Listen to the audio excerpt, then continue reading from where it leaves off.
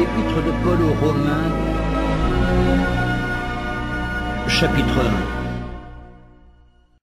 Paul, serviteur de Jésus-Christ, appelé à être apôtre, mis à part pour annoncer l'évangile de Dieu, qui avait été promis auparavant de la part de Dieu par ses prophètes dans les Saintes Écritures, et qui concerne son Fils, né de la postérité de David, selon la chair, et déclaré Fils de Dieu avec puissance, selon l'esprit de sainteté, par sa résurrection d'entre les morts, Jésus-Christ, notre Seigneur, par qui nous avons reçu la grâce et l'apostolat, pour amener en son nom à l'obéissance de la foi tous les païens, parmi lesquels vous êtes aussi, vous qui avez été appelés par Jésus-Christ, à tous ceux qui à Rome sont bien-aimés de Dieu, appelés à être saints, que la grâce et la paix vous soient données de la part de Dieu notre Père et du Seigneur Jésus-Christ.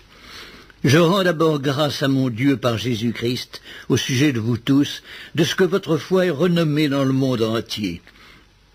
Dieu que je sers à mon esprit dans l'évangile de son Fils, m'est témoin que je fais sans cesse mention de vous, demandant continuellement dans mes prières d'avoir enfin par sa volonté le bonheur d'aller vers vous, car je désire vous voir, pour vous, communiquer quelques dons spirituels, afin que vous soyez affermis, ou plutôt afin que vous soyez encouragés ensemble au milieu de vous, par la foi qui nous est commune à vous et à moi.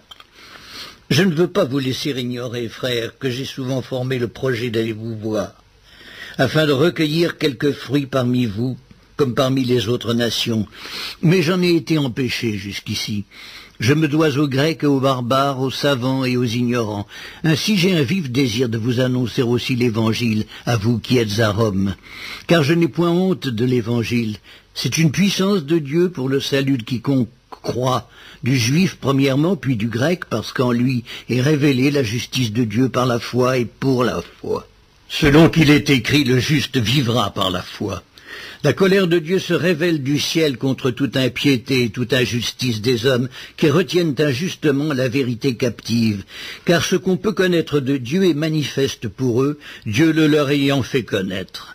En effet, les perfections invisibles de Dieu, sa puissance éternelle et sa divinité, se voient comme à l'œil depuis la création du monde, quand on les considère dans ses ouvrages. Ils sont donc inexcusables, puisqu'ayant connu Dieu, ils ne l'ont point glorifié comme Dieu, et ne lui ont point rendu grâce. Mais ils se sont égarés dans leurs pensées, et leur cœur sans intelligence a été plongé dans les ténèbres. Se vantant d'être sages, ils sont devenus fous, et ils ont changé la gloire du Dieu incorruptible en image représentant l'homme corruptible, des oiseaux, des quadrupèdes et des reptiles. C'est pourquoi Dieu les a livrés à l'impureté, selon les convoitises de leur cœur, en sorte qu'ils déshonorent eux-mêmes leur propre corps, eux qui ont changé la vérité de Dieu en mensonge, et qui ont adoré et servi la créature au lieu du Créateur, qui est béni éternellement. Amen. C'est pourquoi Dieu les a livrés à des passions infâmes, car leurs femmes ont changé l'usage naturel en celui qui est contre nature. Et de même les hommes, abandonnant l'usage naturel de la femme, se sont enflammés dans leurs désirs les uns pour les autres, commettant homme avec homme des choses infâmes, et recevant en eux-mêmes le salaire que méritait leur égarement.